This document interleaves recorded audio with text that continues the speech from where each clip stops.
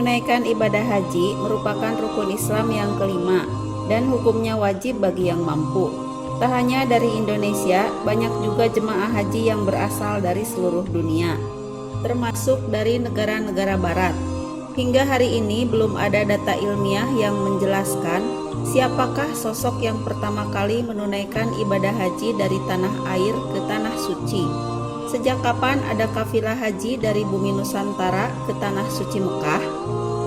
Apakah 1000 tahun lalu ketika Islam bergerak dari Samudra Pasai atau ketika masyarakat Islam membentuk pemerintahan di Jawa pada abad 14 Masehi?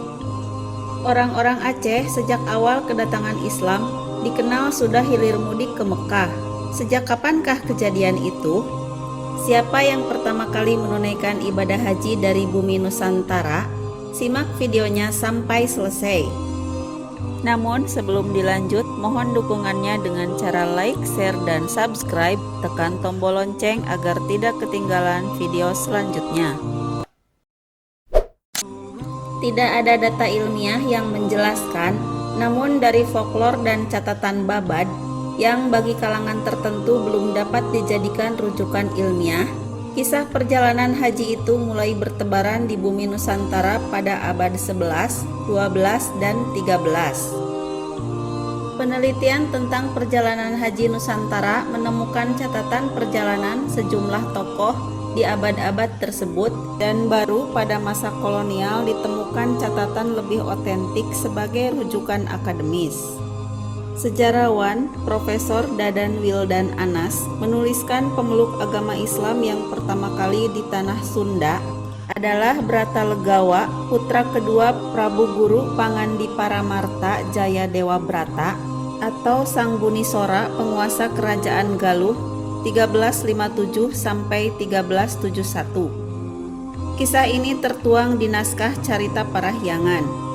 Bratalegawa menjadi raja menggantikan kakaknya Prabu Maharaja 1350 sampai 1357 yang gugur dalam perang Bubat, yaitu peperangan antara Pajajaran dengan Majapahit. Bratalegawa memilih hidupnya sebagai seorang saudagar dan sering melakukan pelayaran ke Sumatera, Cina, India, Sri Lanka, Iran, bahkan sampai ke negeri Arab. Ia lalu menikah dengan seorang muslimah dari Gujarat bernama Farhana binti Muhammad. Melalui pernikahan itu, Bratalegawa memeluk Islam. Sebagai orang yang pertama kali menunaikan ibadah haji di kerajaan Galuh, ia dikenal dengan sebutan Haji Purwa. Setelah menunaikan ibadah haji, Haji Purwa beserta istrinya kembali ke kerajaan Galuh di Ciamis pada tahun 1337 Masehi.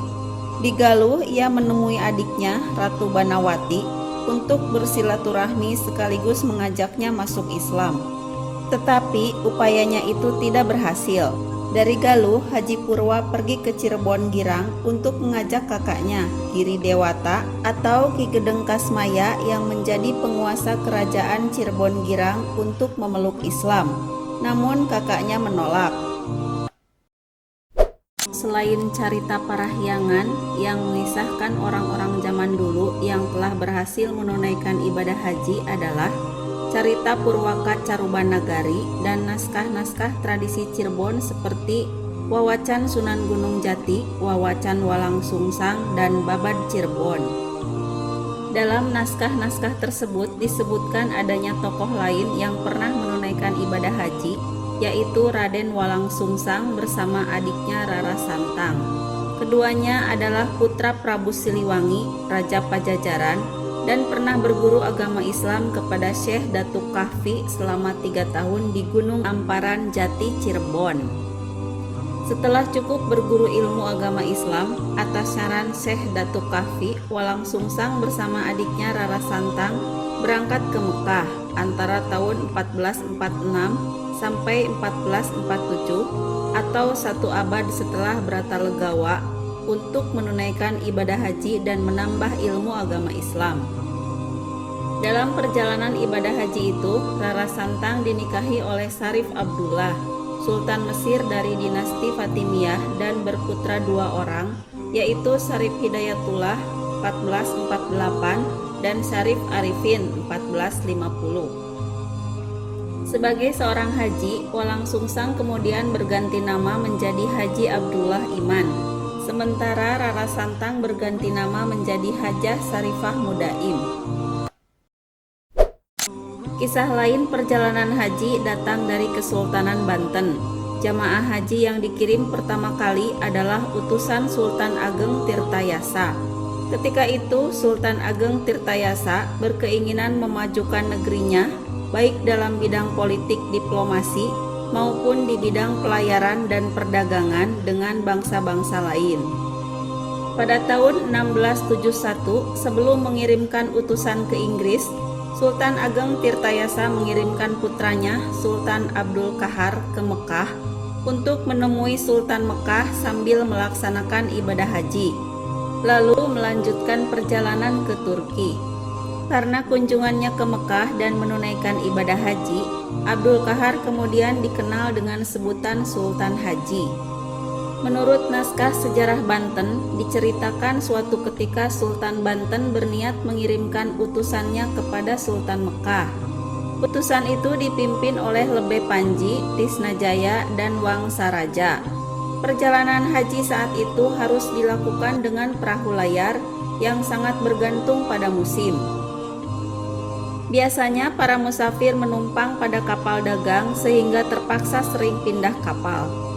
Perjalanan itu membawa mereka melalui berbagai pelabuhan di Nusantara.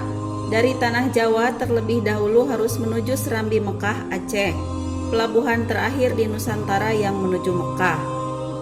Di sana mereka menunggu kapal ke India untuk ke Hadramaut, Yaman, atau langsung ke Jeddah. Perjalanan ini bisa makan waktu 6 bulan atau lebih. Maka tak heran jika banyak jemaah yang sakit atau bahkan meninggal dunia karena lamanya perjalanan haji via laut tersebut. Saat melakukan perjalanan haji, berbagai macam hambatan juga sering mereka temui, seperti gangguan cuaca badai hingga kondisi fisik jamaah yang tidak dapat bertahan. Oleh karena itu, berhaji pada zaman dahulu merupakan ibadah istimewa karena perjuangan dengan perjalanan yang sangat panjang dan melelahkan.